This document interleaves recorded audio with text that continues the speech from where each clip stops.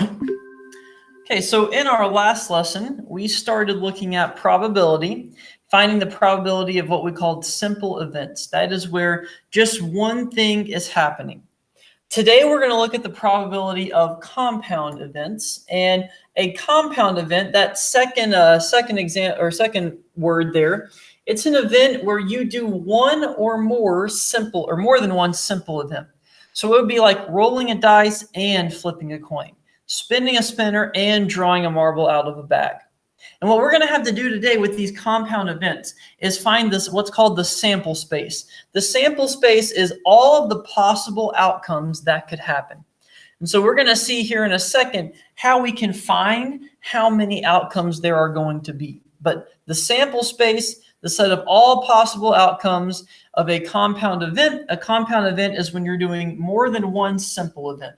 So what we would do is we're going to use list tables and what's called a tree diagram. And I'll show you an example of that to find and then represent the sample space. So if you need to pause the video to finish getting these down, go ahead and do that. So whenever we are finding the probability of these compound events, because it's going to be a little more complex, we need to first know how many different outcomes are there. And so that's going to be found by finding the sample space. And so because we don't know how many possible outcomes there are yet, we've got to do that by listing out all of them. And then we'll determine how many favorable outcomes there are. Remember, favorable, that is what we want to happen. Just a reminder, what we want to happen.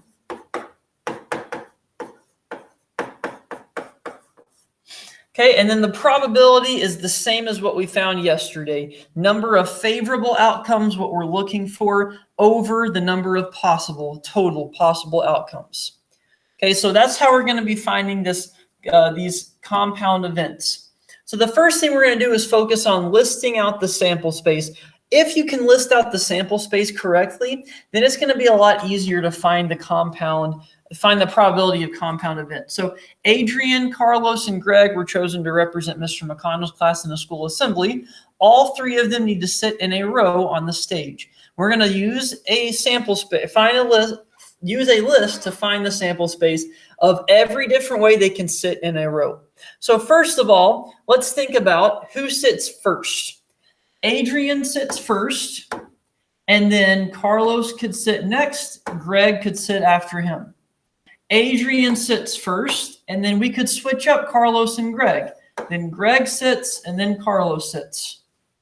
Okay, so then we've got Carlos sitting first. Okay, Carlos sits first, and then Adrian sits next, and Greg. Once again, Carlos sits first, and then Greg, and then Adrian. Do you see how we're doing that? And then the last person that needs to sit in the first seat would be Greg, and then Adrian, and then Carlos. And then once again, Greg, and then switch up Carlos and Adrian. Those are all the ways. So there are 6 different ways that we can situate these students in the row.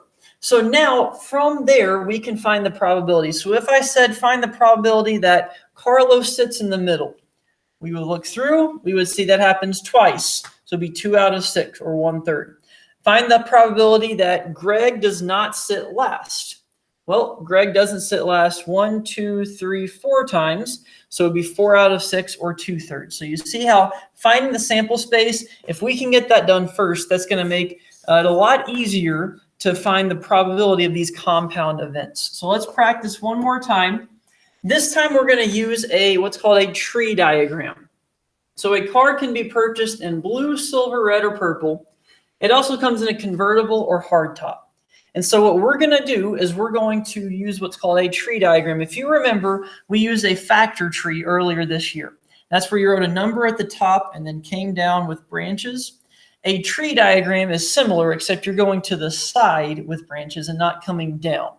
And so there are different colors. There we have blue, and then we have silver, and then red, and purple.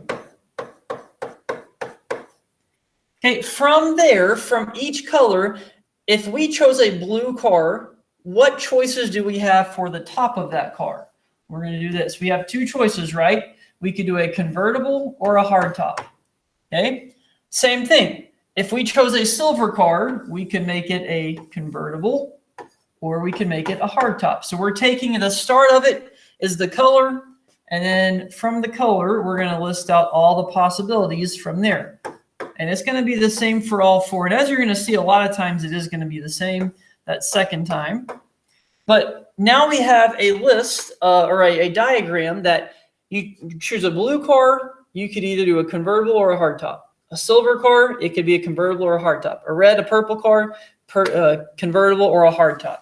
So then the last thing that I've got to do is write out the sample space. And the sample space, you just follow each line and list out what it is. So first we could have a blue convertible, and then we could have a blue hardtop. Okay, so what do you think the next one's going to be? Well, it's going to be a silver convertible or a silver hardtop. And then we go down to red. Red has two lines coming out of it. It's a red convertible or a red hardtop. And then we could have a purple convertible. Who would want a purple car? I don't know, but that's not me. Or a purple hardtop. Okay, so that's our sample space. There are 8 different choices. 8 different choices there. Okay, so that's all we're going to do right now. Okay, the next one we're going to list out the sample space, and then we're also going to find the probability of getting 3 tails. So this is what happens. We toss a quarter, a dime, and then a nickel. We're going to do it in that order. Okay, a quarter, then a dime, then a nickel. So find the sample space of using a tree diagram. So we're tossing 3 coins. We've got coin 1 first, and then coin 2, and then coin 3. All right, so we've got 3 different coins that we're tossing. The first time that I toss the coin, okay, so the first coin I toss, what are the options that I have? Well, I could land on heads or tails. Okay, so let's list that. Okay, after I toss the first coin, I'm going to toss the second coin. The second time I toss that coin, what choices do I have? I can land on heads or I can land on tails. So let's say I land on heads for the first coin. What are my options for the second one? Well, I've got 2, don't I? I can land on heads or tails. What if I landed on tails first? Okay, what are my options for coin 2? That's the same thing, isn't it? I could land on heads or I could land on tails. Okay, so let's say I land on heads first and heads second. What are my options for the coin 3? What are the different options I have? Well, I could land on heads or I could land on tails. What if I landed on heads for coin 1, tails for coin 2? For coin 3, what are my options? Same thing, right? I could land on heads or tails. So for all of the different options, every time that I get done with coin 2, for coin 3, I have 2 options. I could land on heads or I could land on tails.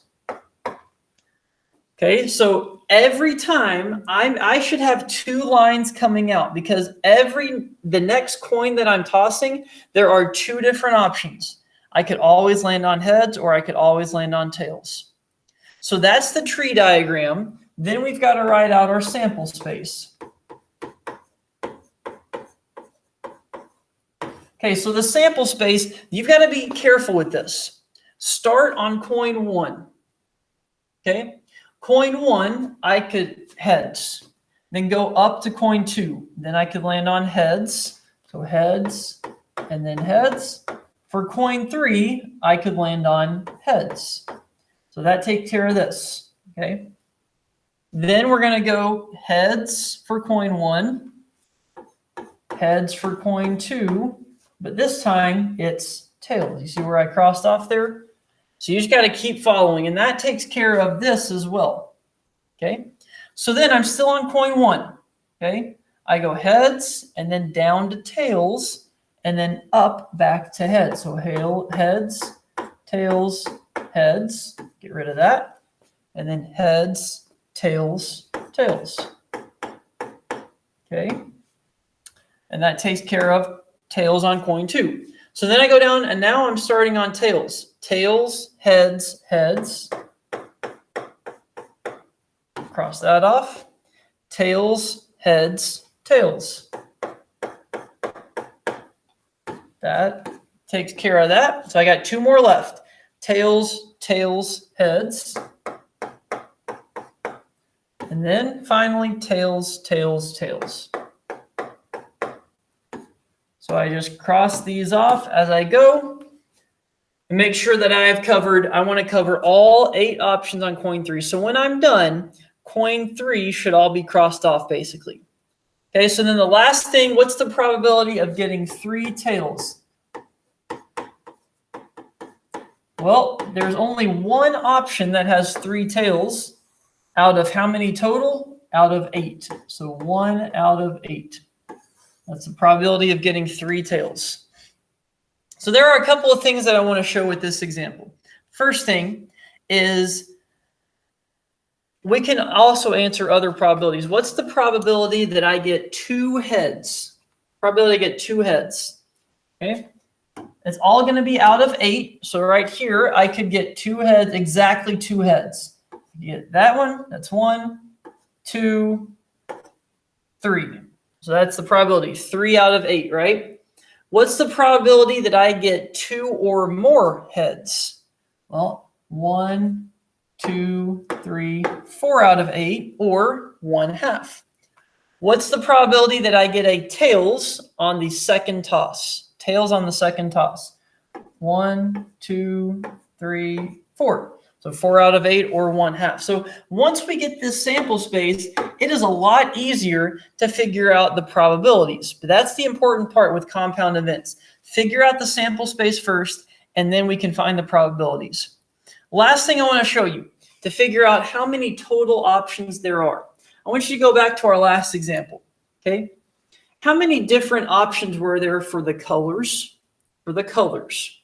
There were 4 different colors, right? And how many different options were there for the top of the car? Well, it was convertible or hardtop, right? So 4 and 2. How many total options were there in our sample space? There were 8. See what we can do? 4 times 2 equals 8. Okay, let's look at this next one. Okay, when we flip coin 1, how many total options are there? Well, there are 2 total options. When we flip coin 2, how many options are there? 2 options. When we flip coin 3, how many options are there? 2, right? Every time I flip a coin, I could get heads or I could get tails. There's 2 options. And how many different options were in our sample space? 1, 2, 3, 4, 5, 6, 7, 8. Okay, so 2 times 2 times 2 equals 8. So if you notice, if you want to know how many total outcomes there are in a compound event, multiply the number of outcomes of each separate thing you're doing. So the colors, 4 times 2 would be 8. This time you're flipping 3 coins. Every time you flip a coin, there's 2 options. 2 times 2 times 2 is 8 as well. And so that's kind of a shortcut. If you need to know how many total options there are going to be, that's one way you could do that. All right, so the last one, I want you all to pause the video and find the sample space and then answer that probability question. All right, so you can do this in any way. You can do a tree diagram to list out the sample space. You can write out a list. I don't care. I think of it as drawing a picture. So I've got these 3 doors, door 1, door 2, and door 3. I think this is like the Price is Right. That's what I always think about.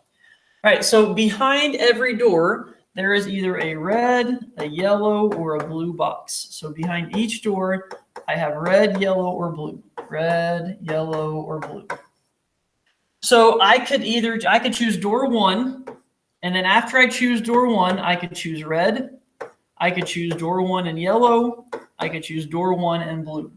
I could do the same thing with door 2. Door 2 red, door 2 yellow, door 2 blue. And then door 3 red, 3 yellow, or 3 blue.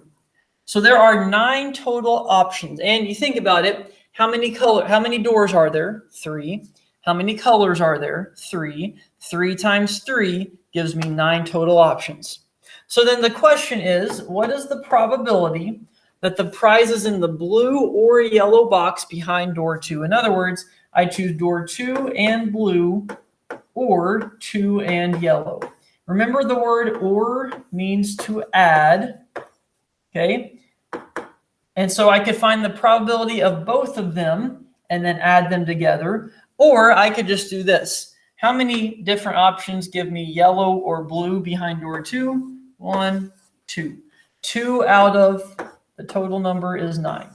So 2 out of 9 would be the probability that I choose door 2 and yellow or blue. All right, so that is probability of compound events, a little more complex than the simple events, but once you get the sample space, and you can find the sample space however you need to, get the sample space, and then it's a lot easier to find the probability after that. Okay, so got some questions to work on for this.